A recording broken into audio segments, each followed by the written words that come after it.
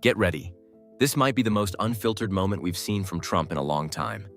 On live TV, he's pressed about inflation and completely loses his composure. You can see the pressure getting to him.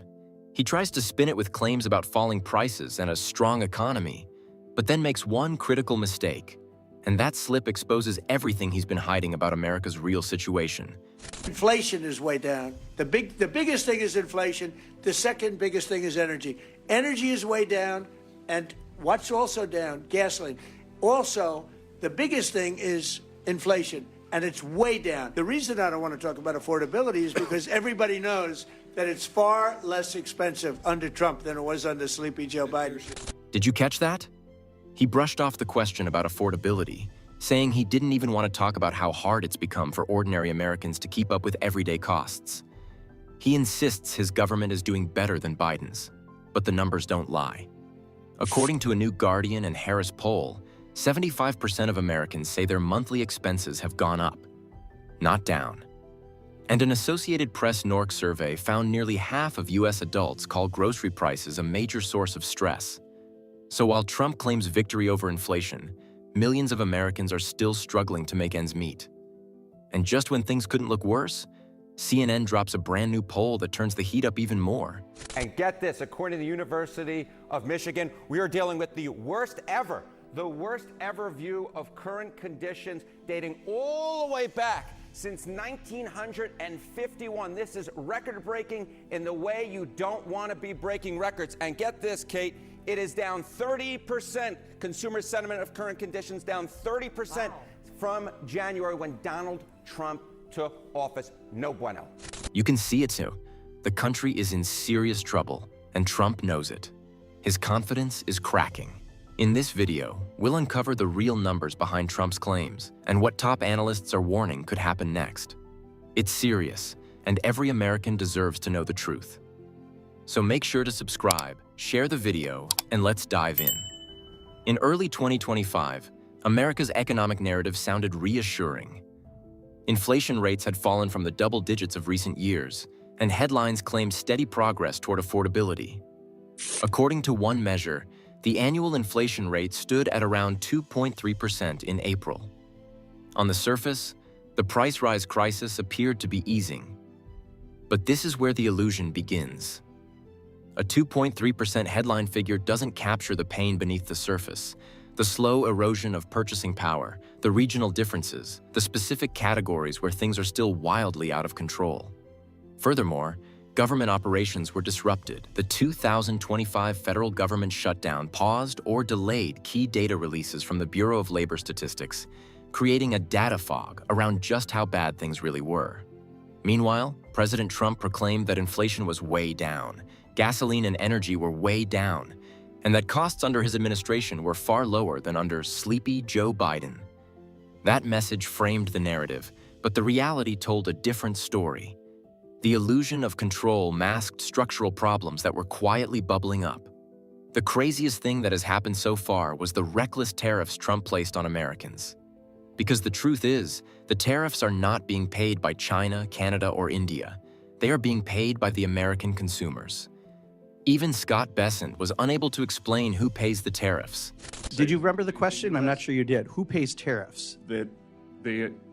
It's a very complicated question. Reclaiming my time. People pay tariffs, right? No, Reclaiming my time. You clearly aren't going to answer. I'm not going to waste my time having you go, But Americans are beginning to realize what is going on, even those who voted for Trump. The numbers tell a bleak story, one that even the White House's optimistic spin can't cover up. Consumer sentiment in the United States has collapsed to its second lowest point since 1978. Signaling a deep and spreading anxiety across the American public. The University of Michigan's latest surveys of consumers show a 6% plunge in November alone, revealing a nation that no longer believes in its economic direction. And the timing couldn't be worse. With the Trump administration's policies driving inflation, layoffs, and spending cuts, the American dream is becoming increasingly unreachable for ordinary families. At the core of the problem lies a fundamental contradiction in Trump's economic strategy. On one hand, his administration points to a booming stock market as proof of prosperity. On the other, It ignores the daily financial struggles of millions of Americans who don't own a single share. Recent data shows just how deep that divide has become. Consumer sentiment rose by 11% among the wealthiest households, those heavily invested in stocks, while middle and lower income groups saw sharp declines. Two very different Americas are now emerging. One inflated by market speculation, and another crushed by the rising cost of living. Trump's economic playbook has made this gap wider than ever. It celebrates Wall Street while leaving Main Street behind, a system built to please investors, not protect ordinary citizens. And the numbers make that reality impossible to hide.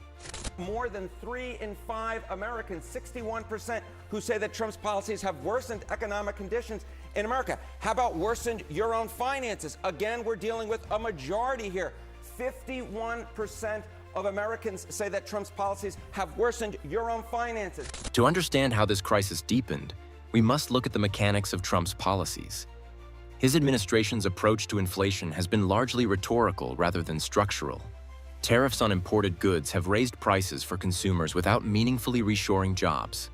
Corporate tax cuts, once sold as a way to boost wages and productivity, have instead fueled stock buybacks and executive bonuses. Meanwhile, looming cuts to food aid and higher insurance premiums threaten to strip away the last safety nets for struggling families. The cumulative effect is an economy that feels prosperous only on paper. While its real foundation, consumer confidence and purchasing power, is eroding fast. Even the government shutdown has turned into a self-inflicted wound. Surveys show that Americans now fear the political standoff will have serious consequences for the economy.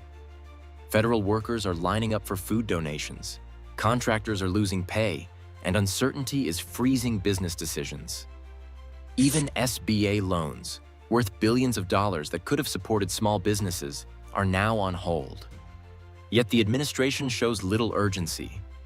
The lack of a coherent fiscal strategy, combined with constant political brinkmanship, has left investors nervous and citizens exhausted.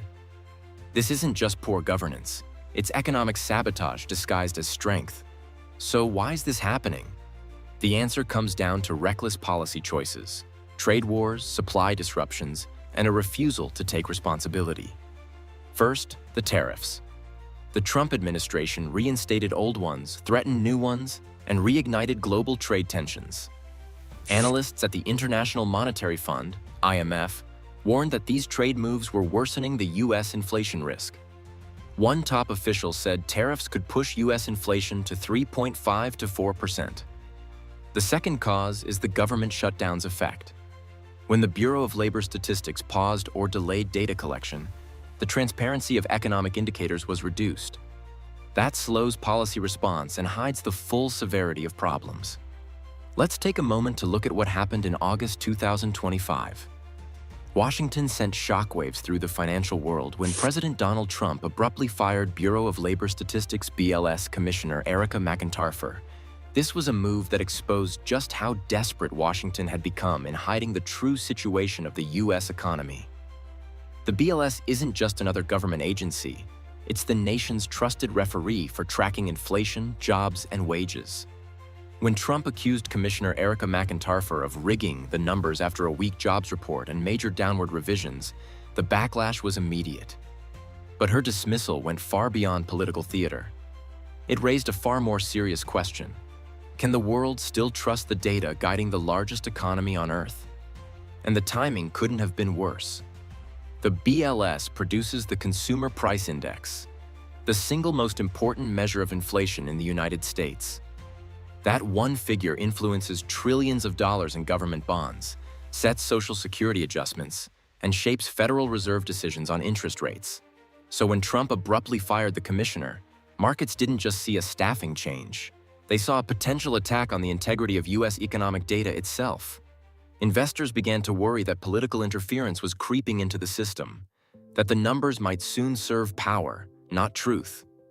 And those fears quickly found a target: the $2.1 trillion market for Treasury inflation-protected securities, or TIPS.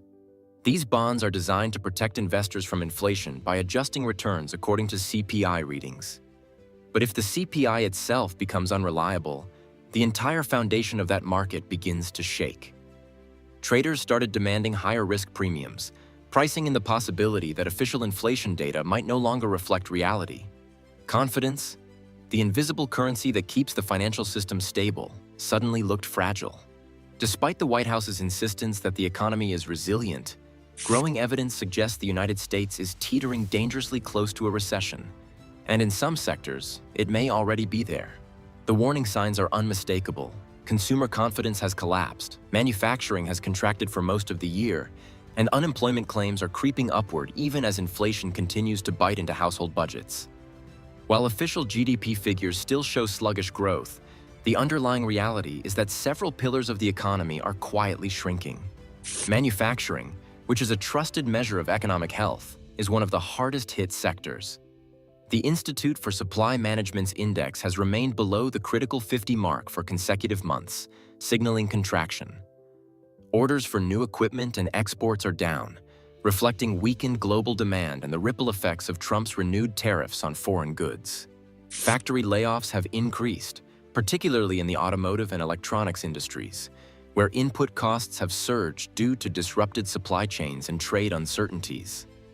For thousands of workers across the Midwest and South, the Made in America promise is turning into a painful mirage of job cuts and idle assembly lines. Retail is showing similar distress. Despite steady holiday discounts and consumer incentives, spending is slowing sharply as Americans face higher prices for essentials. Credit card debt has hit record highs, and delinquency rates are rising, a sign that many households are struggling to keep up with elevated living costs. Analysts at Moody's warn that this pattern mirrors the early stages of past recessions, where consumer exhaustion precedes a broader economic downturn.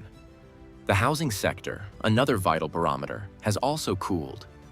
High mortgage rates, hovering around 2-decade highs, have frozen much of the market, pushing both sales and construction activity into decline. Meanwhile, corporate profits are thinning outside of a few tech giants. Small businesses, especially in logistics, construction, and hospitality, report declining revenues and growing difficulties securing credit. Lending standards have tightened as banks brace for higher defaults, reflecting a feedback loop typical of pre-recession conditions.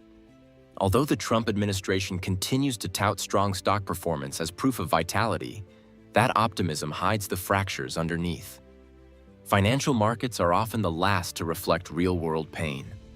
The reality on Main Street is that growth has stalled in critical sectors, consumer spending is weakening, and the once booming job market is showing cracks.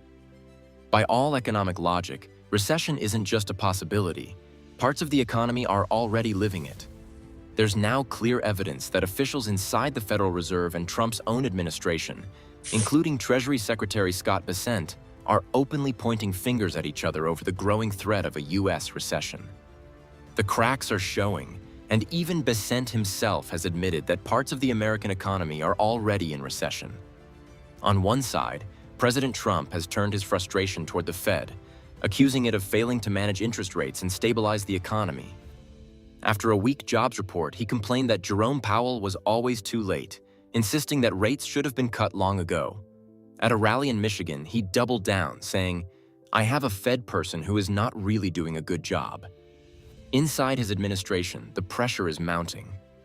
Officials close to Trump are urging Powell to act aggressively to rescue the housing market.